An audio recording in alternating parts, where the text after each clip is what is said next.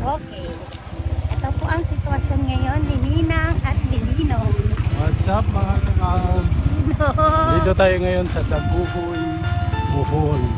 Yan no, tingnan nyo yung ating Punta kami ngayon sa ceremony. tapos yan, stroll lang tayo mga kakabs. Yan, nasa ano tayo. Kasut pa si Ninong. Parang God is really gracious and amazing. Kasi, For this event. Imagine mo naka tayo, naka ETV. ATV. Ang ano, yung road ba?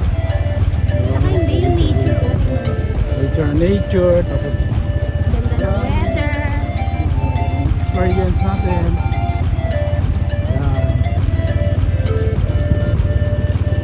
Yan. Ganun mga kasama. Talagang very cold talaga. This experience. Grateful tayo. Medyo kulala yung mata ko kasi. Usok.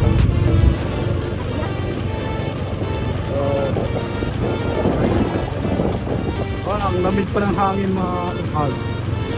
Ano, kahit mga alas 8 medya na. Ayun, malamig ang hangin. Kahit maaraw siya. Tapos, very relaxing ang road niya. Yan, walang dumadaan. Tayo lang. Yan, mga kalabaw.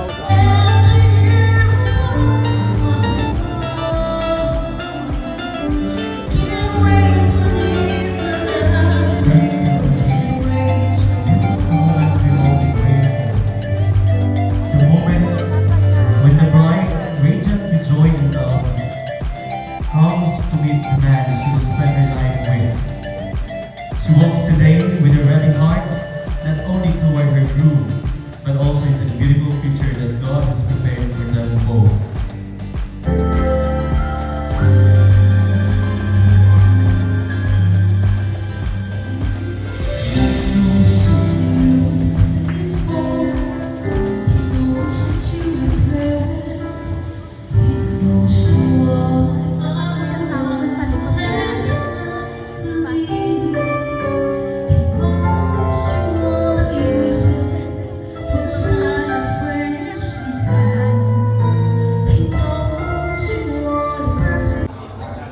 Over there you have it, ladies and gentlemen, our newly wed couple, Mr. and Mrs.